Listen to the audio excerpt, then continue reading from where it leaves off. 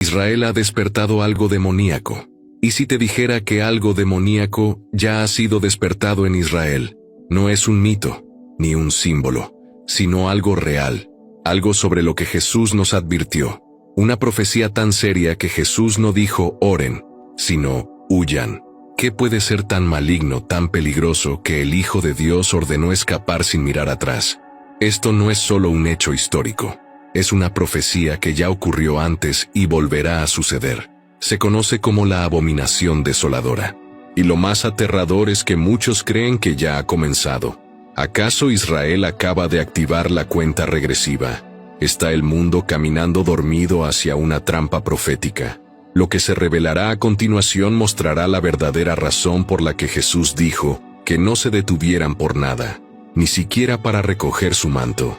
Lo que estás a punto de ver no es ficción. Está desarrollándose paso a paso, tal como la Biblia lo anunció. Regresemos a ese momento. Jesús estaba sentado tranquilamente en el Monte de los Olivos.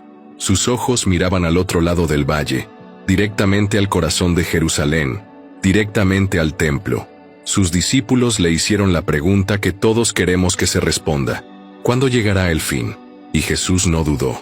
Dio una señal clara, urgente y aterradora.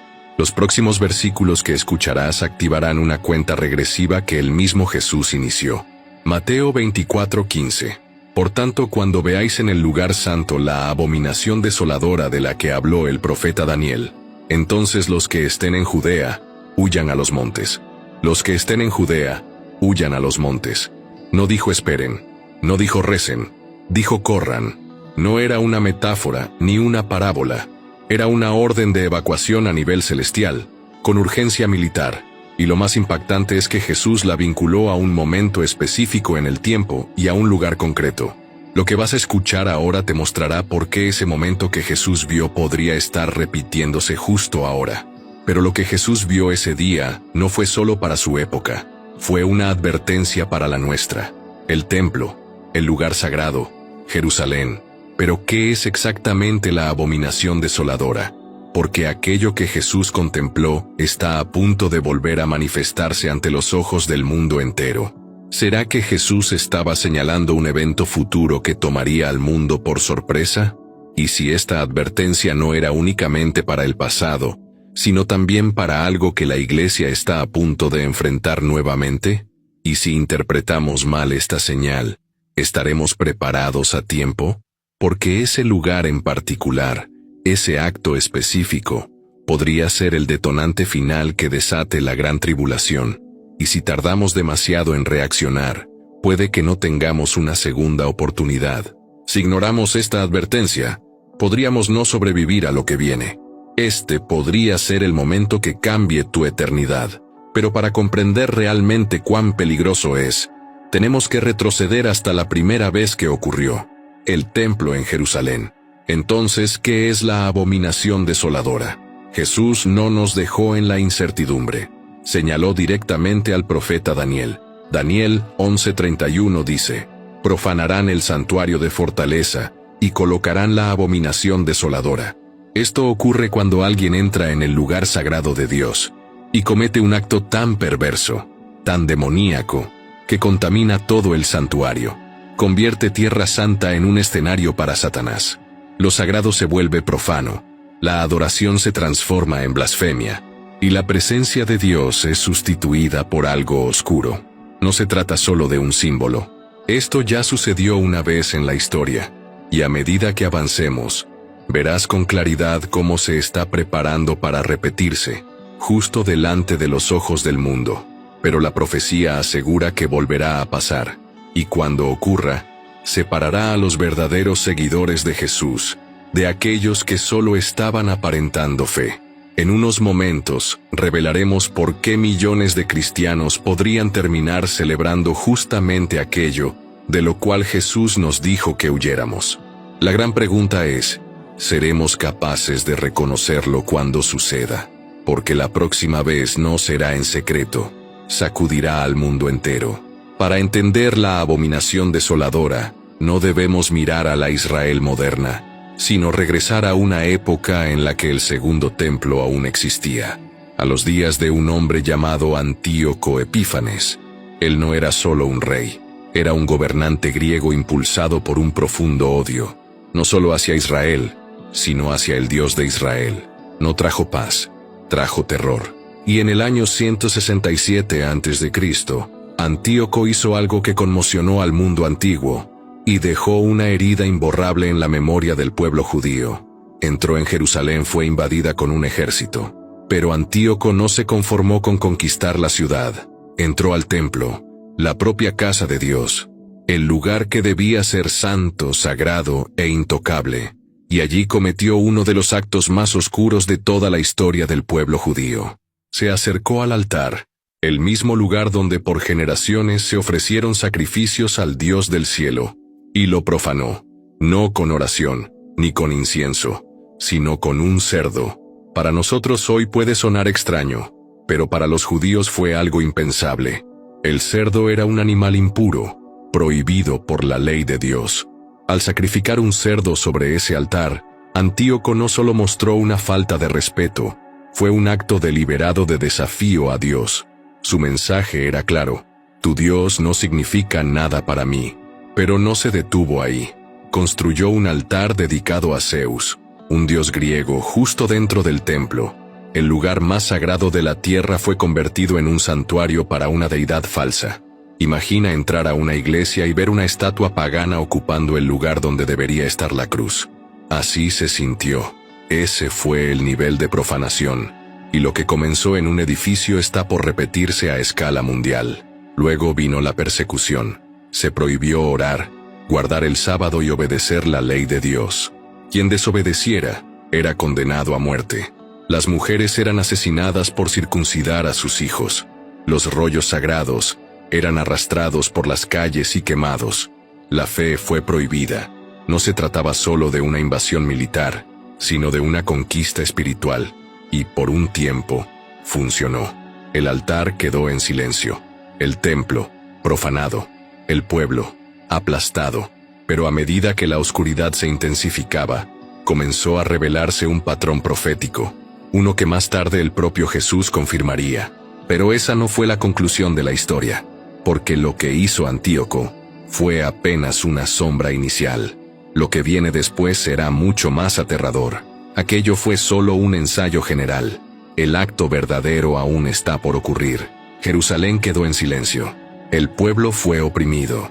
El templo contaminado. El culto a Dios se detuvo por completo. Y la tierra quedó desolada. Por eso la Biblia utiliza dos palabras: abominación, porque lo que ocurrió fue repugnante ante los ojos de Dios, y desolación, porque no quedó nada más que ruinas, vacío y desesperanza. Fue tan oscuro, tan devastador, que muchos pensaron que era el fin del mundo, pero no lo era. Fue solo una advertencia, una sombra, un anticipo de algo aún peor, porque más de 200 años después, Jesús se paró en el Monte de los Olivos, miró hacia esa misma ciudad y dijo algo estremecedor: volverá a suceder. ¿Y sabes qué? Esta vez no solo será la profanación de un templo, provocará un colapso global. Medita en eso. A pesar de todo el sufrimiento que trajo Antíoco, a pesar del derramamiento de sangre, de los ídolos y de la profanación, Jesús anunció que una abominación aún mayor estaba por venir. Y esa aquí es donde todo cambia.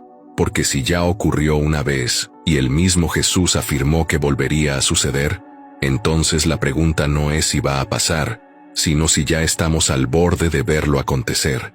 Porque la próxima abominación no se quedará solo en Jerusalén. Sacudirá al mundo entero. La historia no solo se repite, la profecía también se repite, y las señales ya están tomando forma. Ahora presta mucha atención, porque es en este punto donde la profecía se vuelve realidad rápidamente. Actualmente no hay ningún templo judío en pie en Jerusalén. El primero fue destruido por Babilonia. El segundo, derribado por Roma en el año 70 d.C. Pero la Biblia lo dice claramente: se levantará un tercer templo, y cuando eso ocurra, nada volverá a ser igual. Y los preparativos ya han comenzado dentro de Israel. Hay grupos entrenando una nueva generación de sacerdotes, Están reconstruyendo los utensilios sagrados del templo conforme a las Escrituras. Han criado novillas rojas puras y sin defecto para la purificación ritual, tal como se exige en el libro de Números. Han diseñado planos basados en las antiguas instrucciones. El instituto del templo en Jerusalén ya está listo. Solo esperan la autorización para comenzar la construcción. Y una vez que esa autorización llegue, todo lo que hemos mencionado dejará de ser teoría para convertirse en realidad. Y cuando se levante ese tercer templo, el reloj profético no solo empezará a contar, comenzará a correr con rapidez. Y una vez que comience, no habrá tiempo para decidir en qué crees. Tendrás que vivir tu fe o lo perderás todo, porque las Escrituras nos dicen que la abominación desoladora se establecerá dentro de ese templo, y cuando eso ocurra, todo cambiará. Pero incluso antes de que suceda, el mundo ya estará celebrando una mentira.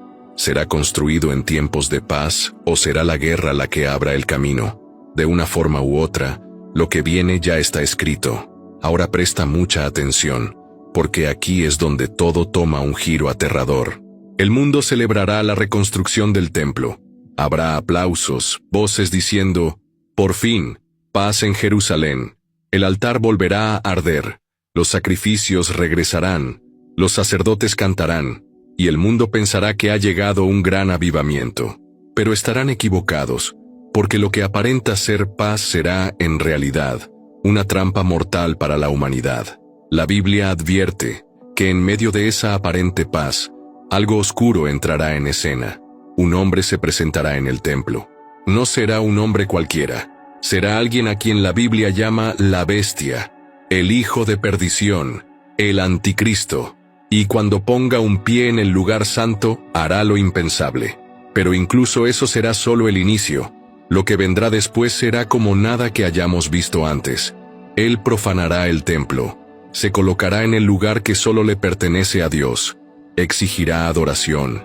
Y en ese instante, la paz se romperá. El mundo no lo verá venir, pero Dios ya nos lo advirtió. Esa será la señal. Esa será la abominación desoladora. A medida que el engaño se fortalezca, incluso los fieles sentirán la presión de ceder. Millones de vidas cambiarán en un solo instante, y solo aquellos que estén firmes en la verdad podrán resistir.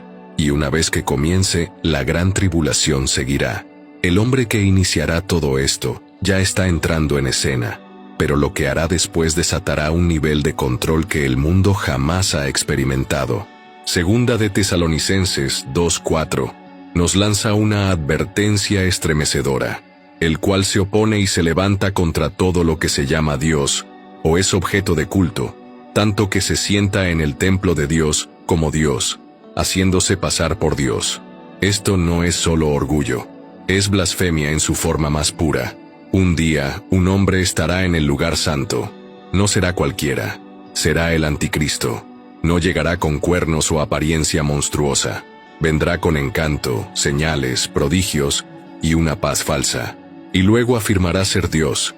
Y el mundo no lo cuestionará, lo creerán, lo adorarán y aceptarán su marca. Cuando esa marca sea impuesta, se trazará una línea que dividirá la eternidad. Y en ese momento, Jesús da una sola instrucción: huye, porque cuando ese instante llegue, marcará el inicio de la gran tribulación. No habrá botón de pausa ni vuelta atrás. Será una prueba decisiva que revelará a quién perteneces realmente, a Jesús o a la bestia. Cada decisión que tomes después de ese punto definirá tu destino con una claridad aterradora. Será un tiempo de sufrimiento tan intenso, que Jesús dijo que nunca ha habido nada igual, ni lo habrá jamás, no solo en Israel, sino en toda la tierra.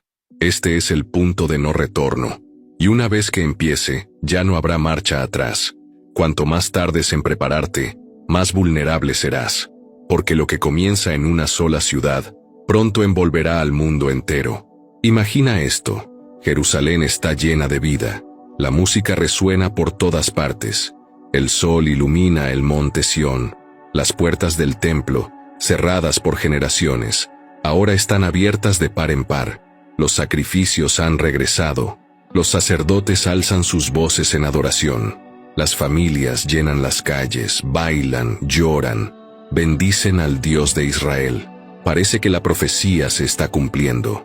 Un avivamiento sagrado, una promesa largamente esperada finalmente realizada. Pero de pronto, todo se detiene. La música se desvanece en silencio, la risa se apaga, y todos los ojos se fijan en un solo hombre que se acerca al templo.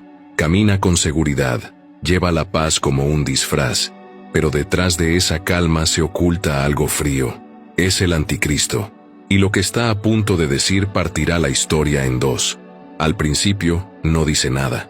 Entra al lugar sagrado, no con reverencia, sino con soberbia. No bendice al pueblo, no lee la Torá, no se inclina. Se dirige al altar, levanta la voz y proclama: «Yo soy Dios». Los sacerdotes quedan paralizados. Algunos caen de rodillas, horrorizados. Otros huyen del santuario en pánico. Pero ya es demasiado tarde. En ese instante, millones se darán cuenta de que nunca estuvieron preparados. En segundos, la celebración se convierte en caos. La alegría se transforma en temor. Los soldados irrumpen. Los adoradores son expulsados. Los creyentes perseguidos. El templo es profanado. Y la Tierra Santa se convierte en un lugar de desolación. Pero incluso este horror no es el final. No es el final. Es solo la puerta de entrada a lo que Jesús describió como el peor momento de toda la historia. ¿Será esta la última señal que Jesús nos advirtió? ¿Podría ser este momento la clave final que desata la gran tribulación? Lo que empezó como un sueño se convierte en pesadilla. Y este es el momento del cual Jesús nos alertó. No es solo una advertencia para Israel. Es un llamado de atención para cada creyente que aún respira. Tu fe será puesta a prueba. El instante en que la abominación desoladora se coloca en el lugar sagrado marca el inicio de la cuenta regresiva final. Y desde ese punto, el sistema de la bestia no solo empezará a levantarse, lo dominará todo. La gran pregunta es, ¿lo veremos venir? ¿O estaremos demasiado distraídos, demasiado cómodos, demasiado tarde? Desde ese instante, el sistema de la bestia deja de ser profecía y se convierte en una realidad global. Y cuando esté plenamente establecido, cada línea entre el bien y el mal será puesta a prueba. Apocalipsis 13 lo describe con un detalle estremecedor, y hace que todos, pequeños y grandes, ricos y pobres, libres y esclavos, reciban una marca, para que nadie pueda comprar ni vender, sino el que tenga la marca. Ese siempre fue el destino. La abominación desoladora no es el cierre de la historia, es el detonante. Ese disparador decidirá quién vivirá en libertad y quién quedará atrapado en cadenas eternas. Cambiará tu futuro para siempre. Es el instante que abre la puerta final, la puerta por la cual el mundo entero cruzará. Y una vez que esa puerta se abra, no habrá vuelta atrás. No hay vuelta atrás.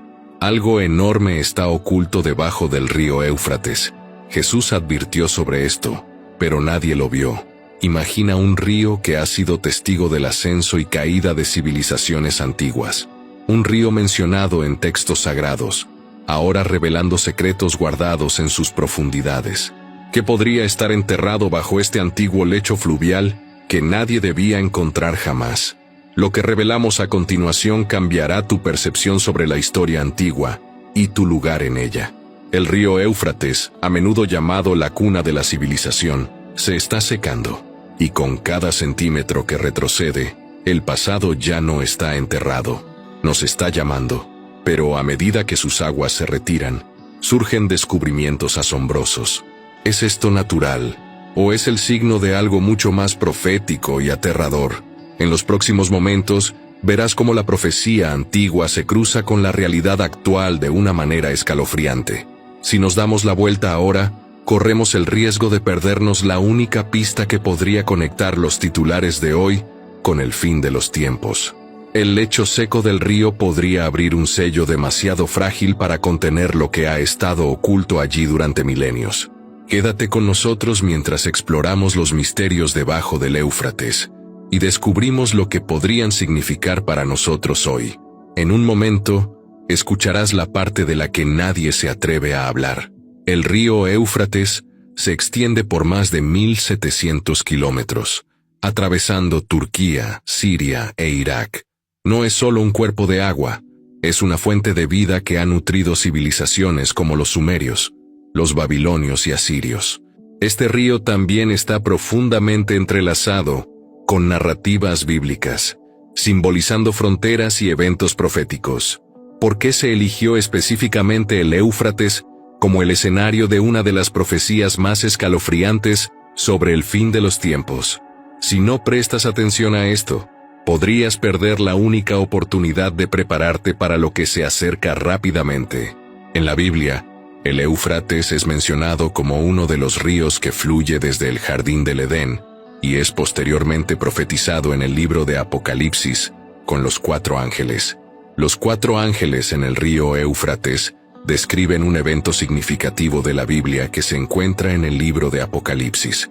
Un mensaje especial se encuentra en Apocalipsis 9, 14, 15. Ya has escuchado estos versículos antes, pero lo que realmente significan ha estado oculto a la vista de todos hasta ahora. ¿Qué exactamente deben hacer estos 4 ángeles? ¿Y por qué esta advertencia ha pasado desapercibida durante tanto tiempo? Una vez liberados, estas fuerzas podrían no detenerse hasta cumplir con su misión, incluso si eso significa la caída de naciones. Estos ángeles son liberados para cumplir una tarea importante de Dios, para traer su juicio sobre el mundo. No estamos solo leyendo un texto antiguo, estamos mirando un futuro que podría estallar en cualquier momento. Quédate con nosotros. El Antiguo Testamento contiene 15 libros de profecía, pero el Nuevo Testamento tiene solo uno, Apocalipsis. Juan, un apóstol, lo escribió mientras estaba en Éfeso. Juan y María, la madre de Jesús, se mudaron allí juntos. Vivieron sus vidas en Éfeso, donde también fueron enterrados. El libro de Apocalipsis fue escrito hacia el final del primer siglo. Durante ese tiempo, el emperador Domiciano exigió que todos quemaran incienso a César una vez al año en el día del Señor. Las personas debían presentarse ante un altar, levantar las manos y declarar: César es Señor. Para los primeros grupos cristianos, esto representaba un desafío grave. Su fe era clara: Jesús es Señor. No podían decir César es Señor sin enfrentar consecuencias severas.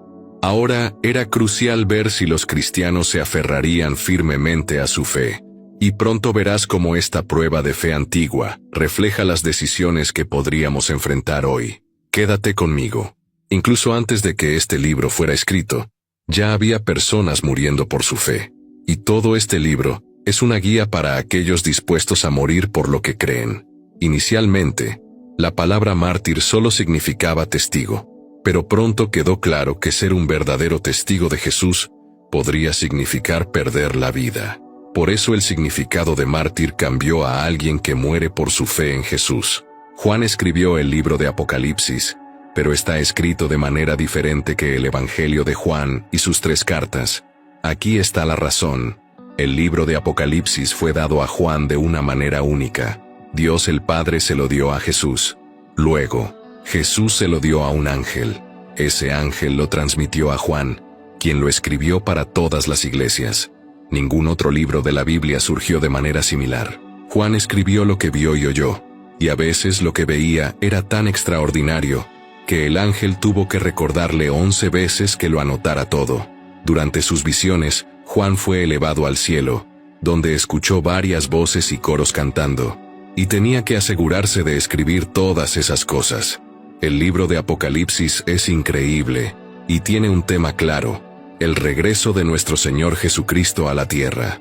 Este evento está predicho 318 veces en la Biblia, lo que lo convierte en la predicción más mencionada.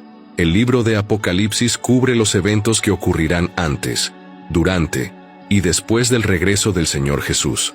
Es aquí donde vemos a los ángeles, incluyendo los 4 ángeles en el río Éufrates. Cuando el Éufrates es mencionado en el libro de Apocalipsis, adquiere un nuevo significado. ¿Qué siniestro papel está jugando este río en los últimos tiempos que apenas estamos descubriendo? Se convierte en un símbolo clave en los eventos que la Biblia predice que ocurrirán en el futuro. Y si esos eventos ya están en marcha, podríamos estar más cerca del fin de lo que cualquiera imagina. La visión comienza con el sonido de la sexta trompeta, que es una señal de que eventos significativos se desarrollarán. A partir de este momento, el libro de Apocalipsis entra en un punto crítico. Lo que estás a punto de escuchar no es solo simbólico, es catastrófico. Apocalipsis 9 dice: Entonces el sexto ángel tocó la trompeta, y oí una voz desde los 4 cuernos del altar de oro, que está delante de Dios, diciendo al sexto ángel que tenía la trompeta: Libera a los 4 ángeles que están atados junto al gran río Éufrates. Y los 4 ángeles que habían sido preparados para la hora, el día, el mes y el año, fueron liberados para matar a una tercera parte de la humanidad. Este versículo sugiere que un grupo de ángeles será liberado con el propósito de causar una destrucción masiva. La magnitud de este juicio es asombrosa, pero solo es un vistazo de lo que está por venir. ¿Qué caos imparable están a punto de desatar estos ángeles sobre un mundo desprevenido? A estos ángeles se les ha concedido permiso para destruir 1/3 de la raza humana. No es solo destrucción, es un juicio que pondrá a prueba la fe de cada alma que quede de pie. Y mientras desvelamos las capas de la revelación, surgen aún más verdades sorprendentes. No está claro si los 4 ángeles mencionados aquí tienen alguna conexión con los 4 ángeles mencionados en Apocalipsis 7:1. Hay aún más ángeles esperando bajo el Éufrates, aguardando sus propios órdenes mortales. Aunque podrían ser los mismos ángeles, también es posible que no lo sean. Sea como sea, estos ángeles están preparados para el momento específico en que este juicio será desatado. Y si su tiempo es ahora, las consecuencias podrían descontrolarse más rápido de lo que cualquiera espera. Leemos: fueron liberados. Esto asume que estos son ángeles malignos. Aunque no necesariamente sea así, es probable que lo sean. ¿Qué pasaría si estos ángeles no son malvados, sino algo mucho peor que ni siquiera podemos comprender? A pesar de todo, ellos son instrumentos del propósito divino. ¿Cómo algo tan destructivo puede formar parte del plan de Dios? ¿Y qué significa esto para nosotros? Las langostas demoníacas que se describieron anteriormente en Apocalipsis solo podían causar estragos en los seres humanos. ¿Qué hace que estos 4 ángeles sean mucho más mortales que las langostas? Y somos nosotros su próximo objetivo. Estos 4 ángeles tienen el poder de ejecutar una masacre a una escala sin precedentes. ¿Qué tipo de masacre podría exterminar a 1/3 de nosotros? ¿Y cuán pronto ocurrirá? Estos ángeles solo se despiertan cuando Dios considera que es el momento adecuado para hacerlo. Y su área de acción está limitada a una porción específica de la humanidad. Si ese momento es ahora, todo lo que pensábamos entender sobre seguridad, control y paz podría colapsar en un instante. ¿Ha decidido ya Dios que es el momento para que el Éufrates revele su destino fatal? Ellos cumplen la voluntad de Dios en el tiempo señalado. ¿Qué señal divina estamos perdiendo que está a punto de desatar a estos ángeles? Esto no solo se trata de ángeles. La llegada de este ejército podría marcar el punto de no retorno para el mundo tal como lo conocemos. Estos ángeles no llegan solos, vienen con un ejército. ¿Quién o qué es este ejército monstruoso? Apocalipsis 9 nos dice: el número del ejército de los jinetes era de 200 millones. Oí el número de... y así fue como vi en mi visión los caballos y a los que estaban sobre ellos. Los jinetes tenían corazas del color del fuego, del jacinto y del azufre, y las cabezas de los caballos eran como las cabezas de leones, y de sus bocas salían fuego, humo y azufre. 1/3 de la humanidad fue destruido por estas 3 plagas, por el fuego, el humo y el azufre que salían de sus bocas, porque el poder de los caballos está en sus bocas y en sus colas, pues sus colas son como serpientes que tienen cabezas, y con ellas hacen daño. Leemos que el número del ejército de los jinetes era de 200 millones. ¿Es este número figurativo o literal? Es posible que el número no deba tomarse literalmente, sino que simplemente sugiera un ejército imposible de contar, y mayor que cualquier cosa que la humanidad haya visto. ¿Qué fuerza inimaginable podría comandar un ejército tan vasto que desafía la comprensión humana? ¿Podría ser este el momento en que el velo entre los mundos se rasga? Estos jinetes son descritos en términos extraños y grotescos. Esta es una imagen extremadamente potente de terror, destrucción y la connotación de demonios. Leemos: el ejército de los jinetes. ¿Habla esto de un ejército normal o de uno sobrenatural? ¿Qué tipo de terror nos espera si este ejército no es humano en absoluto, sino una horda de un reino que hemos temido desde el principio de los tiempos? Si lo que se describe es un ejército natural de hombres, entonces la extraña descripción puede referirse a la guerra mecanizada moderna. Es posible que Juan haya utilizado las palabras disponibles para representar maquinaria moderna, por lo que la historia que presenta es tan extraña y aterradora. Tal vez la interpretación más segura sea ver esto como un ejército literal de 200 millones de demonios invadiendo la Tierra. ¿Qué sucederá cuando 200 millones de demonios asalten nuestro mundo? ¿Sobrevivirá alguien a su primera oleada? Esto desarrolla aún más el concepto del ejército demoníaco, que se asemeja a las langostas, que se introdujo previamente en la Revelación. Luego, el libro de Apocalipsis 9 nos dice: el resto de la humanidad que no fue matada por estas plagas, no se arrepintió de las obras de sus manos, para no adorar a los demonios y a los ídolos de oro, plata, bronce, piedra y madera, que no pueden ver, ni oír, ni andar, y no se arrepintieron de sus homicidios, ni de sus hechicerías, ni de su inmoralidad sexual, ni de sus robos. Leemos: pero el resto de la humanidad, que no fue matada por estas plagas, no se arrepintió. A pesar de la aparición de señales y milagros bastante poderosos, la mayoría de la humanidad no mostró ningún indicio de arrepentimiento. ¿Qué podría ser tan seductor que la humanidad ignore el cielo abriéndose con la ira divina?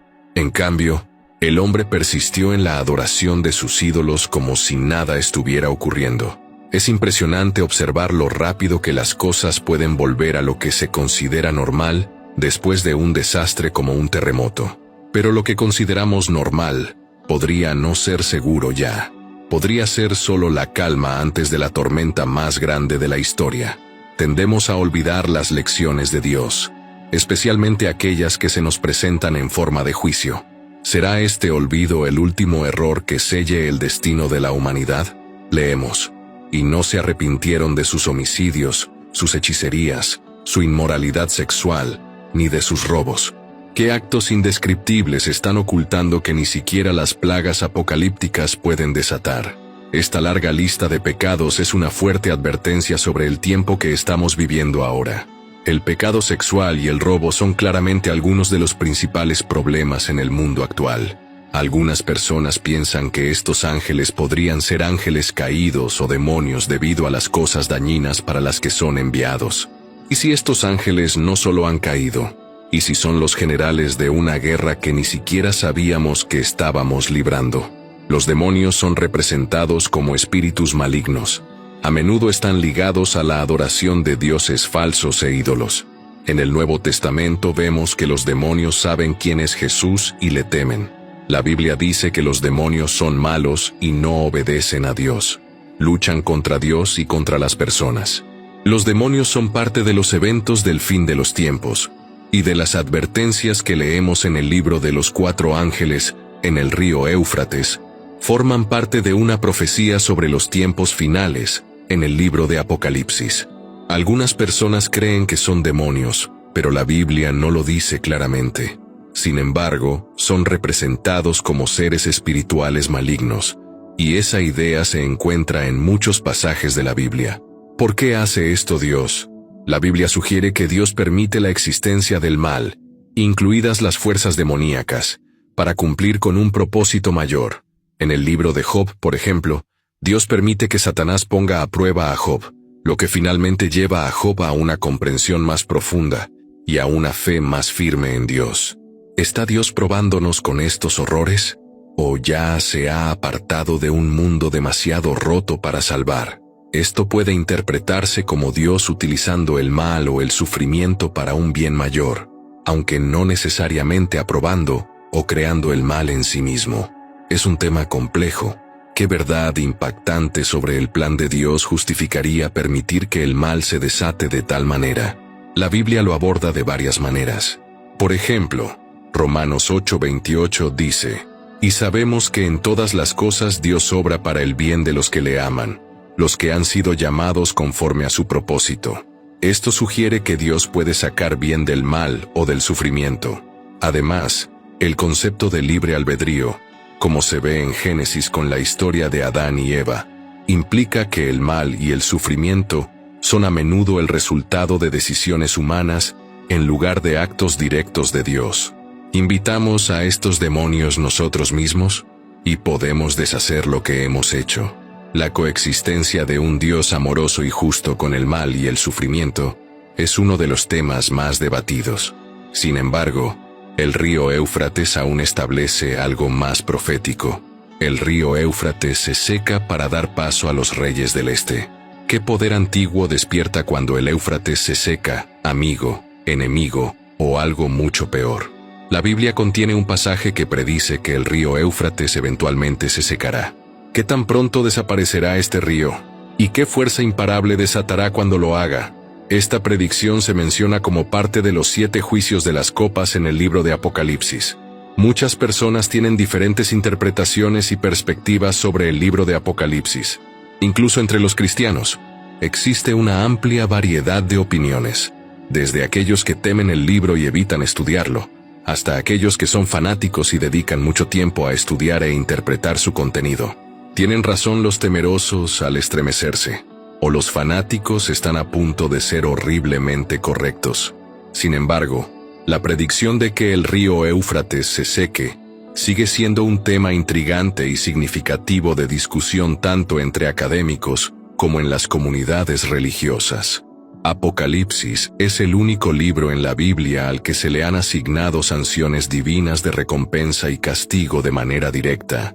¿Qué recompensa o castigo divino espera a aquellos que se atreven a desentrañar sus secretos? Por un lado, una bendición especial vendrá sobre aquellos que lean este libro en voz alta, tanto para sí mismos como para otros, y que conserven sus palabras meditando sobre ellas y aplicándolas en sus vidas, recibirán una bendición especial. La Biblia dice que un día el río Éufrates se secará para dar paso a un rey. El río Éufrates se menciona en Apocalipsis 16, que se considera la sección del libro que habla del futuro cercano. ¿Qué tan cerca está ese futuro? ¿Estamos ya al borde del cumplimiento de esta profecía? Según muchas interpretaciones del texto bíblico cristiano, el libro de Apocalipsis puede dividirse en 3 eras o periodos de tiempo distintos. Se cree que la primera era corresponde al tiempo presente y se cubre en los capítulos 1 al 5 del libro. La segunda era se dice que corresponde al futuro cercano y se cubre en los capítulos 6 al 6, mientras que la tercera era se considera que está en el futuro lejano y se cubre en los capítulos 20 al 22. Según las predicciones más recientes, se espera que el río Éufrates juegue un papel importante en el futuro cercano. ¿Qué sucederá cuando este antiguo río se someta a la profecía? ¿Nos inundará de asombro o terror? Aunque la línea de tiempo exacta y los detalles de este suceso aún no están claros, se cree que este evento podría tener importantes implicaciones para las áreas y comunidades circundantes. Los juicios de la tribulación de 7 años comienzan con los 7 sellos, continúan con las 7 trompetas y terminan con las 7 copas. Al menos podemos consolarnos con el hecho de que las circunstancias no. Es posible que las circunstancias no puedan volverse más graves de lo que se predijo en estos capítulos. El libro de Apocalipsis en la Biblia describe una serie de eventos apocalípticos que ocurrirán antes de la segunda venida de Jesucristo. Estos eventos se conocen colectivamente como el período de la tribulación, y se dice que estarán marcados por un sufrimiento y destrucción intensos. ¿Cuánto sufrimiento puede soportar la humanidad antes de quebrarse? ¿O ese es el propósito? Según el libro de Apocalipsis, los juicios de la tribulación se dividen en 3 etapas: los sellos, las 7 trompetas y las 7 copas. Cada conjunto de juicios traerá consecuencias cada vez más severas para la tierra y sus habitantes. Finalmente, las 7 copas se derramarán, resultando en eventos catastróficos como terremotos globales, oscuridad y la destrucción de Babilonia. A pesar de la gravedad de estos eventos, muchos cristianos encuentran consuelo en el hecho de que están predichos en la Biblia y creen que Jesucristo finalmente triunfará sobre el mal e inaugurará una nueva era de paz y prosperidad. El río Éufrates se seca para dar paso a los reyes del este. ¿Quién es el rey del este? Este secado no es simplemente un fenómeno climático, sino que parece ser orquestado divinamente como parte de los eventos que conducen a Armagedón. La identidad de los reyes del este en Apocalipsis 16:12 ha sido objeto de muchas especulaciones e interpretaciones. A lo largo de la historia cristiana, el libro de Apocalipsis hace un uso frecuente de un lenguaje simbólico, y sus profecías a menudo son difíciles de entender, lo que deja espacio para diversas interpretaciones. La expresión «los reyes del este» ha sido analizada desde varios enfoques, incluyendo los siguientes: el sexto juicio de copa, el penúltimo juicio de la tribulación, es el secado del río Éufrates. Apocalipsis 16:12 dice: «El sexto ángel derramó su copa sobre el gran río Éufrates, y sus aguas se secaron para que se preparara el camino para los reyes del este». Grandes ejércitos del este, incluidos los de China, India y Japón, pudieron moverse hacia el oeste con relativa facilidad una vez que el río Éufrates se secó y se convirtió en un camino. Algunos especulan sobre la razón por la cual estos ejércitos del este se dirigen hacia el oeste. Algunos creen que esto es en respuesta a una figura global conocida como el Anticristo, que tiene su base en Europa. Al final, ellos entrarán en combate con Dios. A continuación, los reyes de la tierra se reúnen en el lugar que en hebreo se llama Armagedón. Y aquí lo tenemos. El secado del Éufrates está relacionado con una gran guerra. Las naciones al este del Éufrates despiertan como actores globales importantes. El vasto tamaño de la tierra y su población hacen necesario que cualquier desarrollo futuro que abarque el mundo entero considere a Asia. En el siglo XX, las naciones del este han experimentado cambios significativos, liberándose de la dominación política de la civilización occidental. La mayoría de estos desarrollos han ocurrido en los últimos 25 años y siguen avanzando rápidamente. Incluso sin referencias escriturales sobre el papel del este en los eventos del fin del mundo, sería razonable anticipar su participación en el escenario global. Las grandes naciones del este de Asia no habían jugado un papel importante hasta ahora. Lejanas geográfica y políticamente, no hay registros de guerras pasadas entre Israel y las naciones más allá del Éufrates. En el libro de Daniel, encontramos una profecía sobre el tiempo del fin, que comienza en Daniel 11:35. En esta profecía, se describe a un rey que entra en conflicto militar con 3 fuerzas diferentes: el rey del sur, el rey del norte y una fuerza militar del este. Daniel 11 dice: «Y con palabras lisonjeras hará apostasía, incitando a la impiedad a aquellos que quebrantan el pacto. Pero el pueblo que conozca a su Dios se fortalecerá y actuará, y los sabios entre el pueblo instruirán a muchos, pero caerán a espada, a fuego, en cautiverio, y serán saqueados por muchos días. Y cuando caigan, recibirán un poco de ayuda, y muchos se unirán a ellos con hipocresía, y algunos de los sabios caerán para ser purificados, refinados y limpiados hasta el tiempo del fin, porque aún está por venir en el tiempo señalado. Entonces, el rey hará lo que le plazca, se exaltará y se jactará contra todos los dioses, y hablará cosas terribles contra el Dios de los dioses.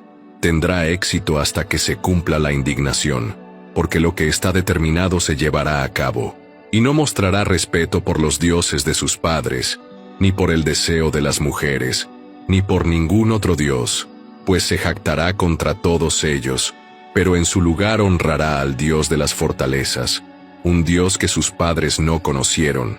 Lo honrará con oro, plata, piedras preciosas y tesoros, y actuará contra las fortalezas más fuertes con la ayuda de un Dios extranjero. Dará gran honor a aquellos que lo reconozcan, y los hará gobernadores sobre muchos, repartiendo tierras por un precio. En el período justo antes de la segunda venida de Cristo, en la última parte de la gran tribulación, grandes partes del mundo se rebelarán contra el anticristo. Esto explica el conflicto militar con los ejércitos que lo atacan desde el sur, el norte y el este. En la profecía, se menciona en Daniel 11:44, pero noticias del este y del norte lo aterrorizarán. Por lo tanto, saldrá con gran furia para destruir y exterminar a muchos. Así, en el momento de la segunda venida de Cristo, se librará una gran guerra en la que los ejércitos estarán desplegados por gran parte de la Tierra Santa, la Tierra, con el Valle de Armagedón como su punto focal. Sin embargo, la declaración en Daniel introduce un tema sobre el cual se da una revelación adicional en el Nuevo Testamento, que respalda la idea de que el Oriente tendrá un papel en el gran conflicto mundial del tiempo del fin, los reyes del Este. Apocalipsis 16:14 revela que este movimiento es parte de una reunión mundial de los reyes de la tierra y de todo el mundo, con el fin de participar en la batalla de ese gran día del Dios Todopoderoso. El punto focal de la reunión se menciona como Armagedón en Apocalipsis 16:16. Han surgido muchas interpretaciones sobre el significado de la frase, los reyes del Este. Estas interpretaciones se pueden dividir en dos clases: aquellas que toman esta frase de manera literal y aquellas que le encuentran un significado no literal. Si se sigue la interpretación no literal, no hay fin a las posibles explicaciones. Los reyes del Este se han asociado con casi todos los conjuntos importantes de personajes del mundo. La desconcertante variedad de opiniones contradictorias es su propia reputación. Aún se han dado otras explicaciones, como relacionarlas con Vitringa, Constantino el Grande, o con Gog y Magog, o Turquía, y muchas otras interpretaciones demasiado numerosas para mencionar. Por lo tanto, la explicación última es relativamente simple. Mediante un acto de Dios, el río Éufrates se seca. Este facilita el descenso del tremendo ejército sobre la tierra para participar en el conflicto final mundial. Los 7 juicios en copas, o juicios viles, son los últimos y definitivos juicios durante el tiempo de la tribulación. Estos serán los juicios más terribles que el mundo haya conocido. Los 7 vasos se describen en Apocalipsis 16:1-21, donde se les llama los 7 vasos de la ira de Dios. Cuando el anticristo gobierne, el pecado y la maldad de las personas alcanzarán su punto máximo, y Dios desatará su ira contra ese pecado. La séptima trompeta da paso a los 7 juicios en copas. El río Éufrates es parte del 6.º vaso. El primer vaso trae úlceras dolorosas. Llagas purulentas brotan en las personas que tienen la marca de la bestia y adoran su imagen. Esta plaga solo afecta a las personas que siguen al anticristo. Aquellos que creen en Dios durante la tribulación, llamados santos de la tribulación, no sufrirán estas llagas. El segundo vaso se derrama sobre el mar y convierte el agua en sangre como la de un muerto, y todo ser viviente en el mar muere. Cuando se derrama el tercer vaso, los ríos y manantiales de agua dulce también se convierten en sangre. En el cuarto vaso, el cuarto ángel derrama su copa sobre el sol, y se permite que el sol queme a las personas con fuego. El calor intenso las atormenta. El quinto vaso llena el reino de la bestia con una oscuridad espantosa. El dolor y el sufrimiento para los malvados aumentan. En el sexto vaso, el sexto ángel derrama. Si has llegado hasta aquí, nos gustaría saber cómo este video tocó tu corazón. Deja un comentario abajo diciendo, sentí la voz de Dios en este video.